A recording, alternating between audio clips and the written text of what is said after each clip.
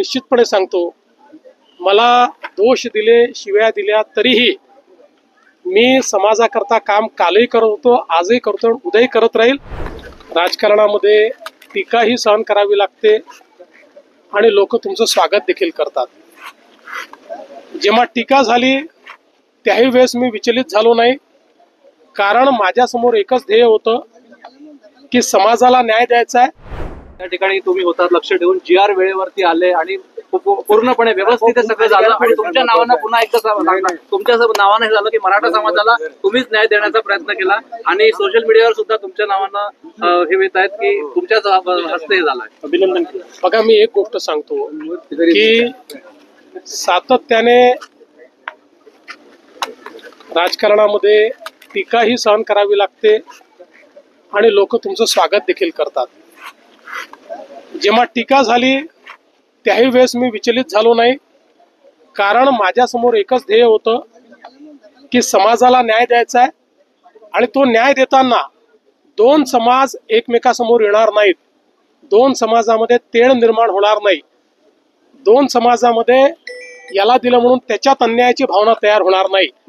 अशा प्रकारचा निर्णय आपल्याला करावा लागेल, कायदेशीर निर्णय करावा लागेल आणि म्हणून या संदर्भात जे जे काही कायदेशीर आहे त्याचा सगळा अभ्यास करून आम्ही हा निर्णय घेतलेला आहे। याचं श्रेय हे आमच्या मंत्रिमंडळ उपसमितीला आपण दिलं पाहिजे की ज्यांनी खूप चांगलं काम याच्यामध्ये केलेलं आहे, ज्यांनी खूप मेहनत याच्यामध्ये केलेली आहे आणि पुढेही ही समिती सातत्याने समाजाकरता काम करेल। मी एक गोष्ट आपल्याला निश्चितपणे सांगतो, मला दोष दिले, शिव्या दिल्या तरीही मी समाजाकरता काम कालही करत होतो, आजही करतो, उद्याही करत राहील। मराठा समाज असो, ओबीसी समाज असो की महाराष्ट्रातला कुठलाही समाज असो, प्रत्येक समाजाकरता काम करणं हे माझं मी कर्तव्य समजतो। त्या कर्तव्यात कधी शिव्या मिळतात, कधी तुम्हाला फुलांचे हार देखील मिळतात।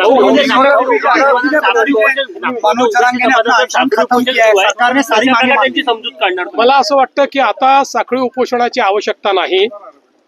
जो काही ओबीसी समाजामध्ये एक समज तयार झाला होता की त्यांचं आरक्षण काढून दुसऱ्या कोणाला तरी देण्याचा प्रयत्न होणार आहे, असं कुठेही झालेलं नाही। त्यामुळे मला असं वाटतं की आता ओबीसी समाजाने देखील या संदर्भात आता सगळी आंदोलनं ही परत घेतली पाहिजेत आणि मी त्यांनाही आश्वस्त करतो की जोपर्यंत हे सरकार आहे तोपर्यंत दोन समाजांना एकमेकासमोर आणणं, त्यांच्यात तिढा निर्माण करणं, एकाचं दुसऱ्याला, दुसऱ्याचं तिसऱ्याला करणं हे आम्ही कधीच करणार नाही। आमच्याकरता महाराष्ट्राची सामाजिक वीण, महाराष्ट्राचं सोशल फॅब्रिक हे अत्यंत महत्वाचं आहे।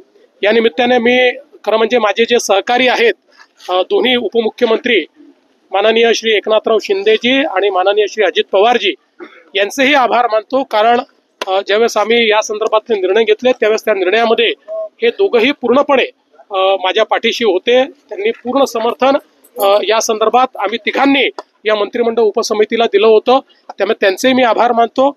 आणि विशेषतः पोलीस प्रशासन असेल, महानगरपालिका प्रशासन असेल, याच्यावर खूप ताण पडला, भरपूर अडचणी त्याच्यामध्ये तयार झाल्यात, पण मला असं वाटतं की आता तोही ताण दूर झालेला आहे।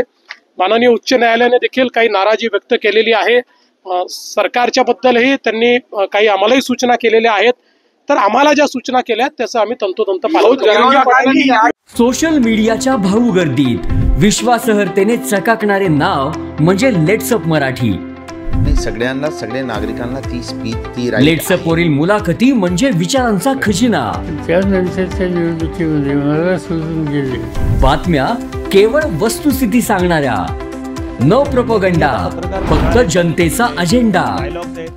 क्योंकि आने वाला कल जाने वाला है, जाने वाला कल आने वाला है। राजकारण, मनोरंजन असो की क्रीडा क्षेत्र, महाराष्ट्राची स्पंदने संवेदनशीलतेने टिपणारे माध्यम म्हणजे लेट्सअप मराठी।